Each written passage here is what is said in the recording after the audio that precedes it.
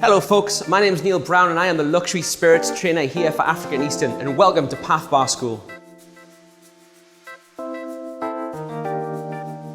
Today I'd like to talk to you a little bit about hygiene behind the bar. Now it goes without saying that best practice for us is to always be working in a hygienic manner, especially as we're so customer focused. Obviously it goes without saying that first and foremost you should follow local municipality rules and regulations, followed by your in-house hygiene structure. But within this video today, I'm going to take you through a few techniques which can help you keep your hygiene levels high and your standards even higher. Point 1, personal hygiene. You should always be washing your hands behind the bar, and that's the first thing you should do as you enter. Every time you leave, in fact, and come back into the bar, you should again be washing your hands. People with long hair should have their hair tied back, whether male or female, and you should always keep a cloth by your side to wash down your workstation. Point number 2, glassware.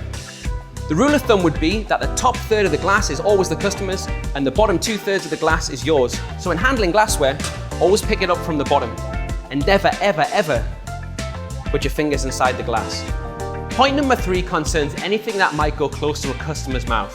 In this section, we're going to talk a little bit about ice. Now it goes without saying you should never touch ice with your hands. One of the things I see more commonly is filling up glassware incorrectly. When we have a glass and we want to fill it up, we want to make sure that we're not throwing ice towards the customer across the bar. One of the best practices we can use is by filling the glass up using a napkin, which can then easily be disposed.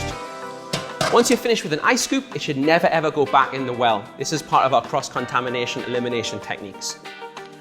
Again, once you've filled up a glassware with ice, say crushed ice to chill down a beautiful coupette for a cocktail, that ice should never go back into the well. You should always dispose of it into the sink. Finally, if we're filling up tins, you might consider the best technique is to fill it up over the well, so any extraneous ice lands back with the rest of the ice and isn't wasted. The last technique I see a lot of bartenders doing is filling the tins up like this.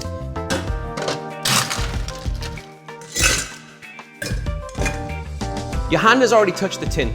This is cross-contamination and will end up in the ice and therefore end up in your drink. Last but not least, we need to talk about finishing our cocktails.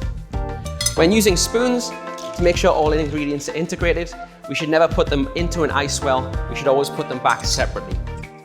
When adding garnishes, we should be using sanitized tweezers to make sure that our garnish and straws are added in at the last minute in sanitized fashion. And exactly the same with any additional ice as well.